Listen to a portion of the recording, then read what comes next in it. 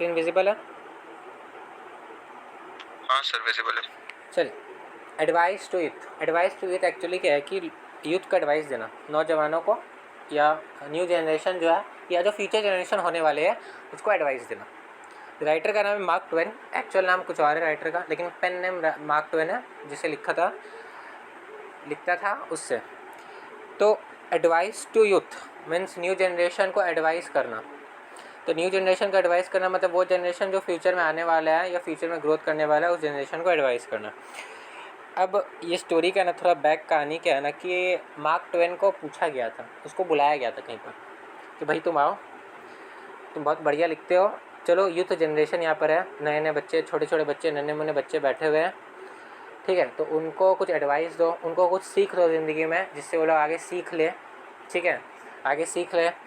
अब बच्चों का माइंड बहुत वैसा होता है, प्यारा सा होता है, छोटा सा माइंड होता है, ठीक है, अनमोल सा होता है, तो उनको डांट के समझाया नहीं जा सकता या उनको चीज़ें कि हाँ ठीक है ऐसे करना, ठीक है ऐसे करना, ठीक है ऐसे करना, अच्छे बनना, सबका बातें मानना, गंदा काम मत करना, ये सब चीज़ अगर हम बोलेंगे ना, बच्चा सुनेगा ज़रूर लेकिन उसके दिमाग पे उतना असर नहीं करेगा ये चीज़ें। वही अगर तुम लोग अब नॉर्मली अगर चैप्टर पढ़ाते हैं क्लास 10 के अंदर तो मार्क्स का भी स्कोर नहीं होता, ये हमको पता था, है ना रिक? मानोगे ना? हम रटाने पे कम विश्वास करते हैं, ठीक है, समझाने पे ज़्यादा करते हैं।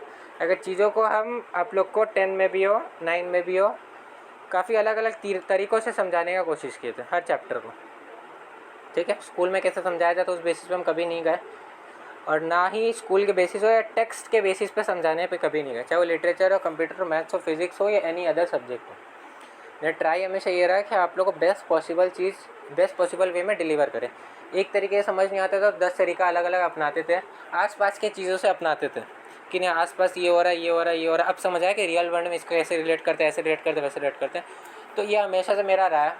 अब मार्क ट्वेन को भी एक बताया गया था कि भाई आपके सामने तुम स्टेज में खड़े हो, सामने काफ़ी बच्चे बैठे हुए हैं, सब न्यू जनरेशन वाले बच्चे हैं जो कि आगे फ्यूचर में बड़े होंगे, 10 साल 12 साल ऐसे कुछ बच्चे बैठे हुए हैं मान लो। तो सभी बच्चों का तुमको कुछ नॉलेज देना है, सिखाना है कुछ चीज़ों को। तो अब तुमको सबके माइंड में कुछ ना कुछ मतलब अच्छी चीज़ बताना है। तब वो नॉर्मल मैनर में अच्छी चीज़ें बताने नहीं गया कि भाई तुम ऐसा करना, ऐसा करना, ऐसा करना, ऐसा करना, चलो भाइयों मेरा स्पीच खत्म, बच्चे लोग तुम लोग आगे ज़िंदगी में ऐसा ऐसा करना, ऐसा कोई स्पीच देने नहीं गया। वो एक अलग ही वे में स्पीच देने गया कि तमाचा भी मार दिया और प्यार से समझा भी दिया जिसको बोलते हैं, ठीक है, तमाचा भी मारना, प्यार से समझा, ये दोनों तरीके से करके गया।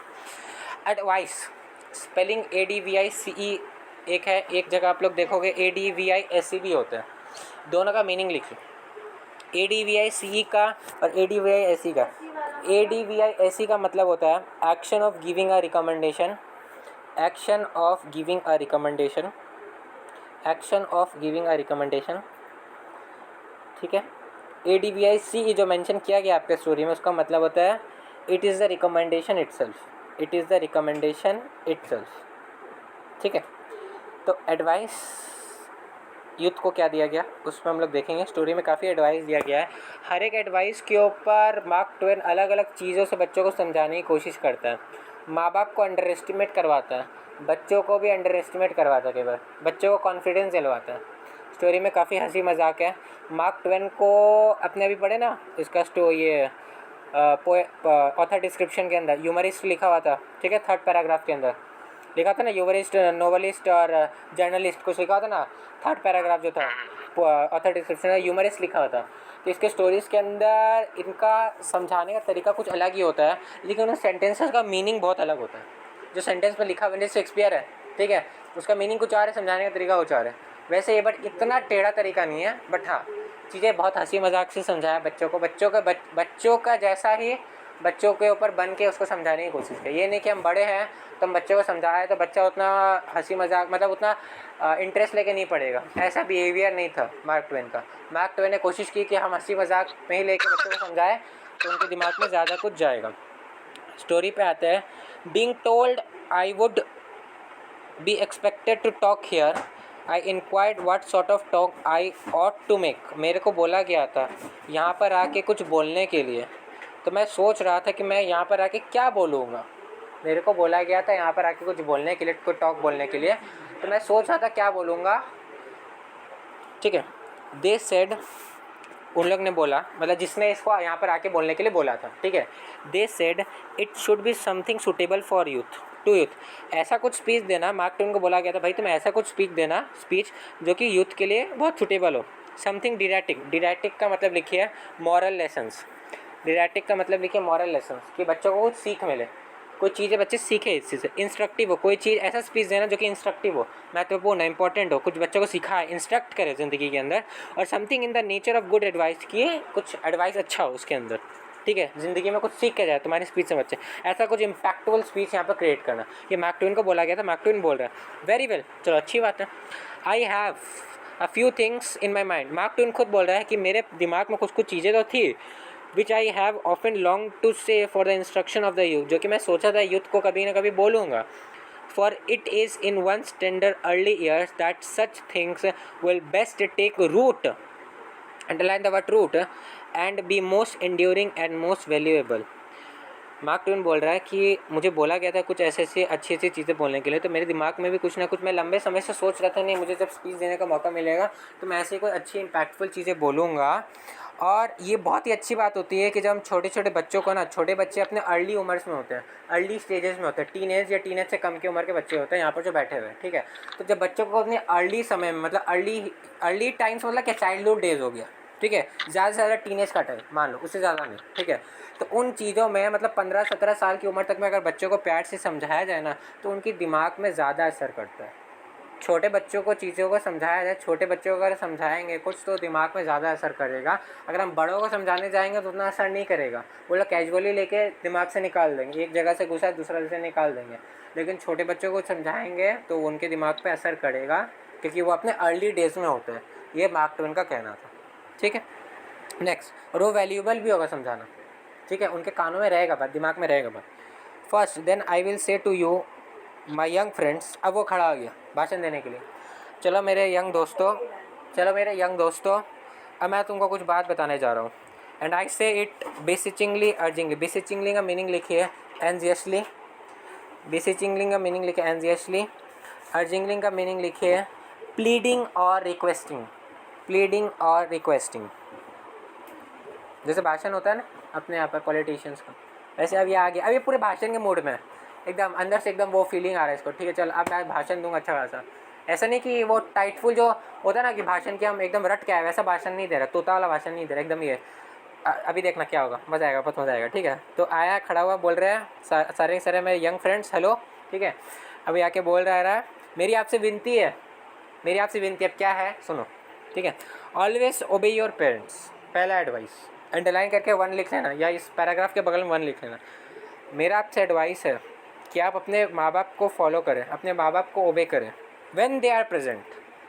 इसका मतलब क्या, लाइन के एक बार वापस रीड करते twice, always obey your parents when they are present, इसका मतलब क्या बताओ।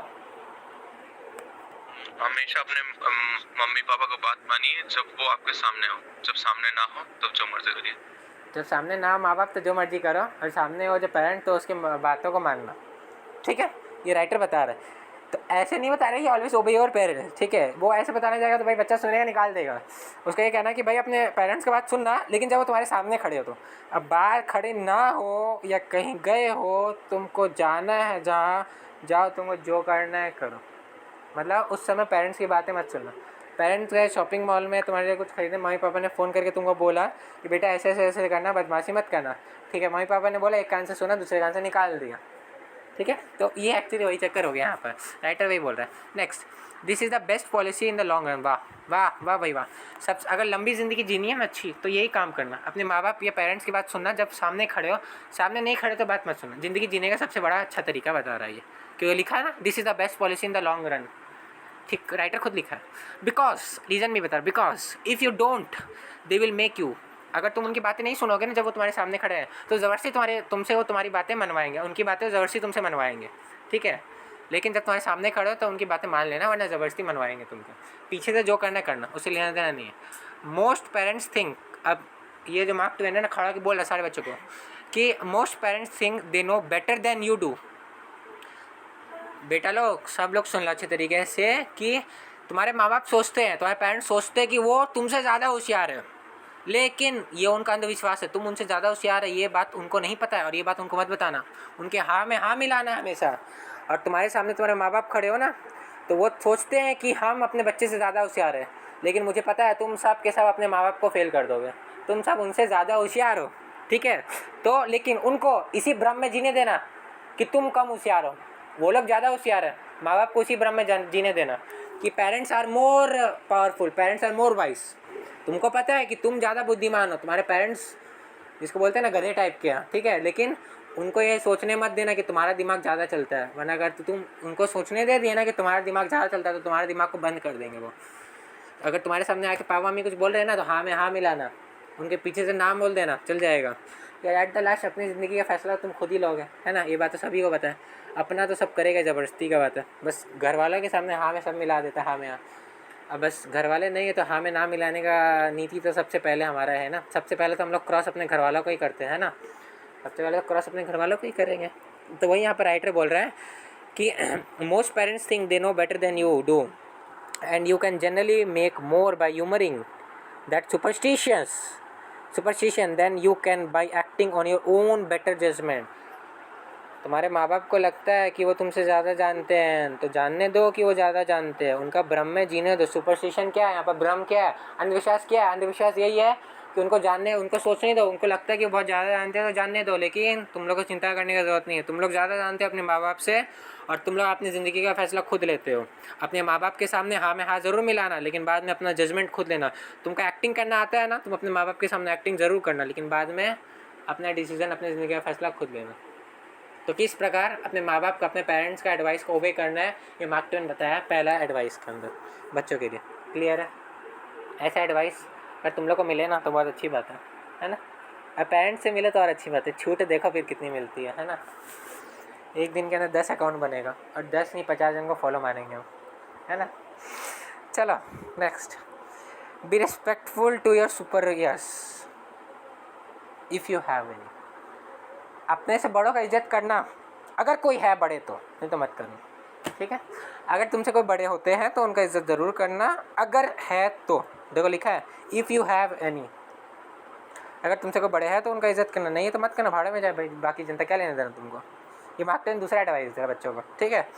ऑल्सो टू स्ट्रेंजर, हाँ स्ट्रेंजर अजनबियों को भी देना, और कभी कभी किसी और को भी दे देना। इज्जत देने का मन हो तो, नहीं देना तो ठीक है, कोई लेना देना नहीं, लेकिन बड़े हो तो दे देना और नहीं है तो भाड़ में जाने देना, ठीक है। तुम बड़े हो सबसे ज़्यादा, क्योंकि हमारे माइंड के हमारे दिमाग में अंदर क्या, हम ही सबसे बड़े हैं ना। ये तो हमारे दिमाग के अंदर चलते ही है, चाहे हम किसी के संग बहस कर रहे हो, माँ बाप के संग बहस कर रहे हो, भाई बहन के संग बहस कर रहे हो, हमको पता है कि हम सबसे बड़े हैं, ठीक है। अब और मज़े की बात देखो राइटर क्या बोल रहे हैं। If a person offends you, अगर कोई आदमी तुम्हारे संग गलत करता है ना, बच्चों लोग को बोल रहा है, अगर कोई आदमी तुम्हारे संग गलत करता है ना, बच्चों लोग की तरफ देख के बोल रहा है। ऑफेंड मतलब पाप या गलत करना, तुम्हारे संग कुछ रॉन्ग करता है, and you are in doubt as to whether it was intentional और नॉट, और तुमको लगता है कि उसने मेरे संग गलत किया, क्या जानबूझ के गलत किया या गलती से गलती हो गया उससे, ठीक है। तुम अगर डाउट में हो कि उसने मेरे संग गलत किया, क्या ज़बरदस्ती गलत किया, ऐसी गलती से गलती हो गया उसके संग मेरा। Do not resort to extreme measures, एकदम भड़कना मत, चिल्लाना मत, गर्म मत होना दिमाग, ठीक है। अभी तुरंत के तुरंत दिमाग में गलत मत आना। तुमको लग रहा है कि उसने गलत किया है, तुम डाउट में हो, तो तुरंत फैसले में मत जाना कि हम भड़क जाते हैं, हम उसको छोड़ेंगे नहीं जाके, ऐसे मत करना मेरे प्यारे बच्चों, ठीक है। क्या करना, अब देखो क्या करना, लेकिन वो सुनो। Simply watch your chance and hit him with a brick, सही समय आने का इंतज़ार करना, अपने गुस्से को दबा के रखना, और जैसे सही समय पत्थर फेंक देना उसके ऊपर, ठीक है। राइटर खुद बोल रहा है कि जब तुमको लग रहा है कि सामने वाला कुछ गलत किया है, तब भड़कना मत, गुस्से को कंट्रोल कर लेना, सही समय का इंतज़ार करना और पत्थर फेंक देना, ब्रिक फेंक देना, ठीक है। वो नीचे से जा रहा है, ऐसा मत करना कि नीचे से जा रहा ऊपर से पत्थर फेंके फोड़ दिया उसका शरीर, वो टपक गया, ऐसा काम नहीं करना हम लोग को, ठीक है। या होली में जाए चलो बलून फेंक देते, वो काम कर देना, लेकिन पत्थर फेंके फोड़ मत देना। अब एक्चुअली में यहाँ पर राइटर बोलना ये चाह रहा है कि जो सही समय का इंतज़ार करना, सही समय आएगा तब बदला लेना, रिवेंज लेना, ये नहीं कि पत्थर फेंके फोड़ देना सर उसका, ऐसा बात नहीं कर रहे हैं यहाँ पर। समझ आया बात, ठीक है। एक क्लियर है। दैट विल, तुम लोग क्या करोगे, मान लो तुम लोग रहते हो सेकंड फ्लोर में और तुम्हारा नीचे पड़ोसी है फर्स्ट फ्लोर में, नाक में दम करके रखा, क्या करोगे, क्या करोगे सर? सेम पत्थर फेंके मार दोगे, अब पता भी नहीं चलेगा। पत्थर फेंक कर नहीं, समय का इंतजार कर कर करके करारा जवाब देना। कैसे करारा जवाब दोगे? कुछ तो अपनाओगे, पत्थर तो वहीं फोड़ दोगे। मेरा ऐसा कोई ग्राउंड फ्लोर अपर फ्लोर वाला नहीं है सर, अपना है पूरा, बस फिर भी आराम से जी रहे हैं। एनीथिंग कुछ तो सोचा होगा किसी ने। देखो मेरा सबसे बेस्ट प्लान रहता है कि ठीक है भाई होली आने दो, कि हर बड़े को होली पसंद नहीं होता है, ठीक है। होली हर किसी को पसंद नहीं होता, ये बात है। होली में सब खेलते हैं, हर बड़े को, हर किसी को होली पसंद नहीं होता। पूरा बाल्टी रंग मिल के उसके ऊपर गिरा देने का, एक दिन पहले ही गिरा देने का, ठीक है। नहीं तो बलून है नहीं सर, एक दिन बाद जब ऑफिस जा रहे होंगे तब। हाँ ठीक है चलो वो ले लो। और होली का बलून के अंदर नॉर्मल पानी मत भरना, ठीक है। सड़ा पूछा पानी लेके आना नाले वाले का, उसको ढुका के फेंक के फोड़ना, तब मज़ा आएगा। उसको बोलते रिवेंज। चलो अब इसके ऊपर भी राइटर क्या बोल रहा है सुनो आगे। दैट विल बी सफिशिएंट, हाँ वो सफिशिएंट है, तुम बदला ले लेना सर फोड़ के उसका, पत्थर फोड़ के, सर नहीं मतलब पत्थर से फोड़ के उसको, वो सफिशिएंट है। If you shall find that he had not intended any offence, लेकिन तुमको अगर बाद में ऐसा लगता है, तुमने उसका सर तो फोड़ दिया लेकिन तुमको बाद में एहसास होता है कि नहीं उसने जानबूझ के नहीं किया था, मतलब तुमने गलती कर दी उसका सर फोड़ के, है ना। अगर तुमको बाद में पता चलता है कि नहीं उसने जानबूझ के नहीं किया था, तब क्या करना? कम आउट फ्रैंकली, एकदम कॉन्फिडेंस से छाती सीना फाड़ के एकदम सामने आओ, and confess yourself in the wrong when you struck him, और जाके कन्फेस करो कि हाँ तुमसे गलती हुई है, मुझे पहले पता नहीं था, मैंने तुम्हारा सर गलती से फोड़ दिया है, तो मुझे माफ़ कर देना, ठीक है। तो वही राइटर बोल रहे हैं यहाँ पर, acknowledge it like a man and say you didn't mean to. Acknowledge करना, अपनी गलती को स्वीकारना और बोलना कि मैं ऐसा नहीं करना चाहता था लेकिन गलती से मुझसे ऐसा हो गया है, ठीक है। ये बहुत बड़ा एडवांटेज लाइन है, ठीक है। इससे बहुत बड़ा एडवांटेज उठाया जा सकता है एग्ज़ाम्स के अंदर, ठीक है। एग्ज़ाम्स के अंदर बहुत बड़ा एडवांटेज उठा सकते हो। Yes always avoid violence, new generation को एडवाइस दे रहा है कि भाई लड़ाई झगड़ा मत कर, मारपीट पे मत तुलना, लेकिन दूसरी तरफ पहले बता भी रहे थे कि ब्रिक फेंक के फोड़ देना सर, तो उसको तो मतलब तो वायलेंस ही हुआ ना एक तरीके में, बता वायलेंस तो हुआ एक तरीके से।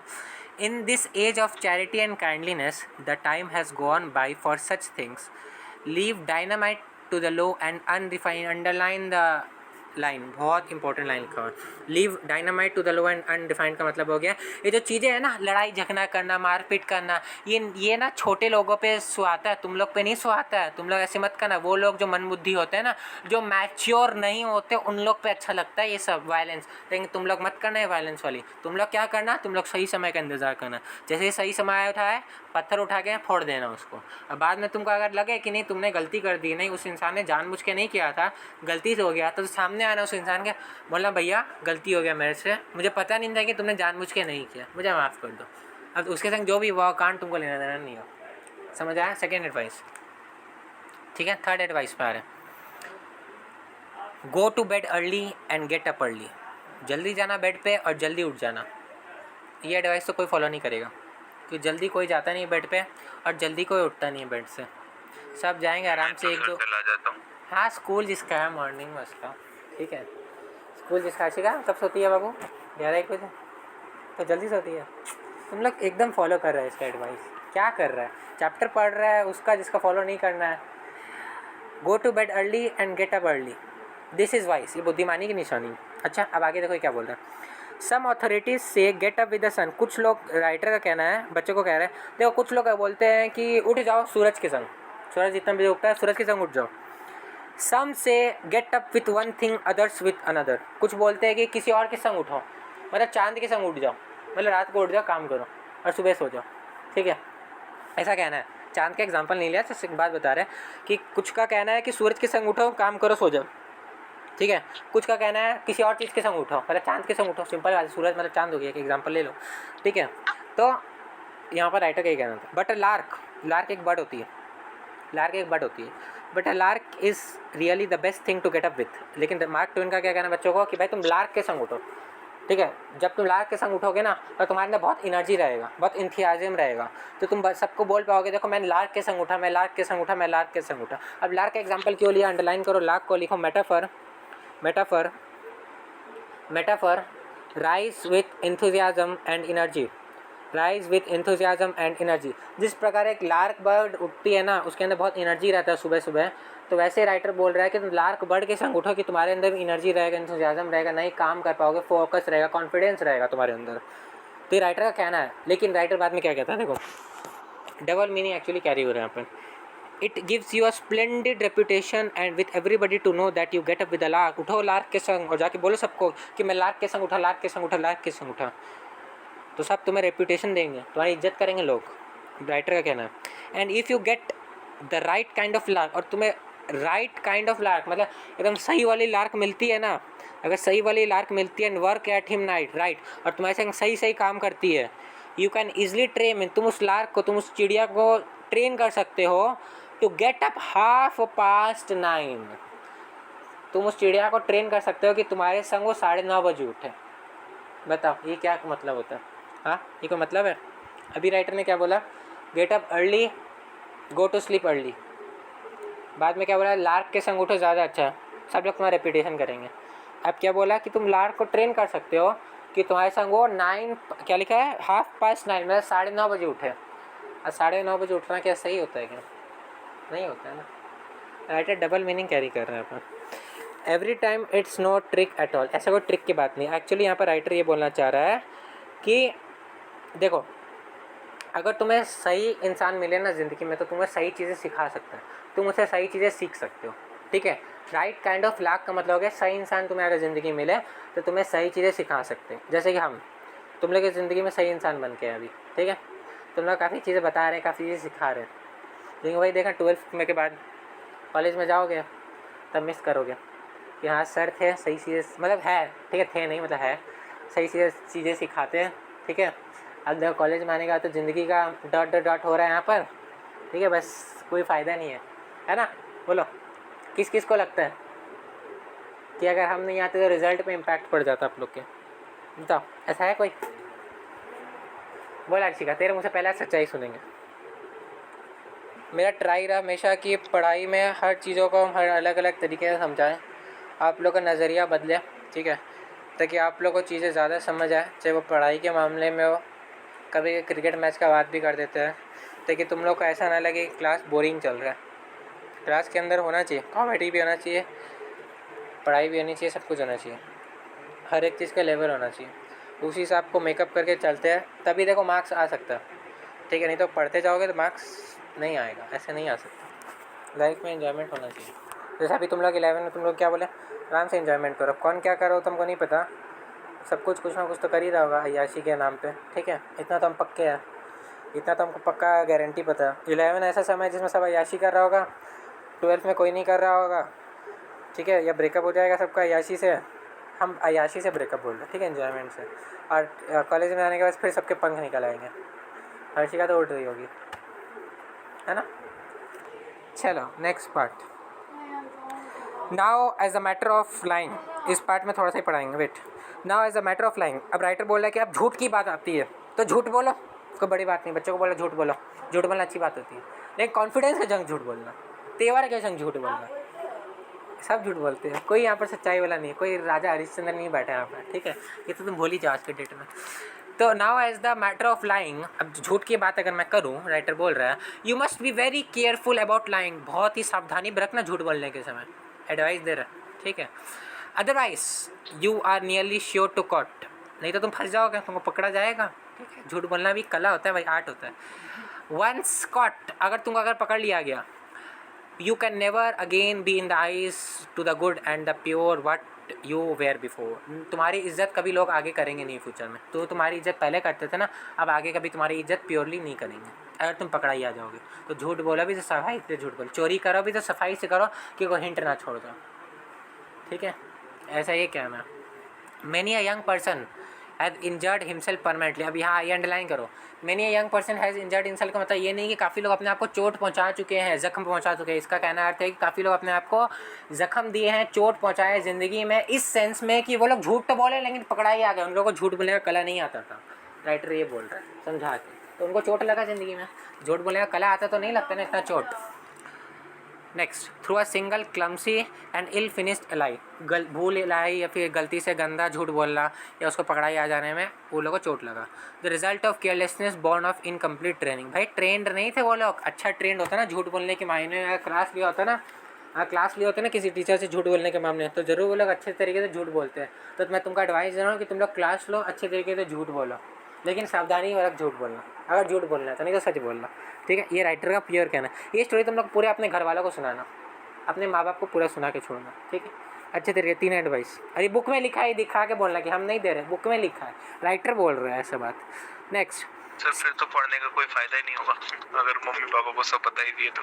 नहीं तो बताओ ना, तब तो मज़ा आएगा ना, तभी तो मम्मी पापा पढ़ाएंगे तुमको, तब तो मम्मी पापा पढ़ाएंगे ना तुमको अच्छे से, वहाँ से पढ़ने मज़ा आएगा ना सबसे ज़्यादा, उनका रिप्लाई सुनने में। चलो नेक्स्ट। वहाँ से कुछ और पढ़ेगी। हाँ तो वही तो बोले, अच्छा कुछ और पढ़ेगी, पढ़ेगी नहीं पढ़ेगी। ठीक है, कोर्स सम, अच्छा ठीक है, इनकम्प्लीट ट्रेनिंग वर्ड को अंडरलाइन कर लेना, आंसर लिखने में याद रहेगा। Some authorities also hold that the young ought to not to lie at all. कुछ लोग ऐसा बोलते हैं, कुछ अथॉरिटी ऐसा बोलते हैं कि बच्चों को झूठ नहीं बोलना चाहिए।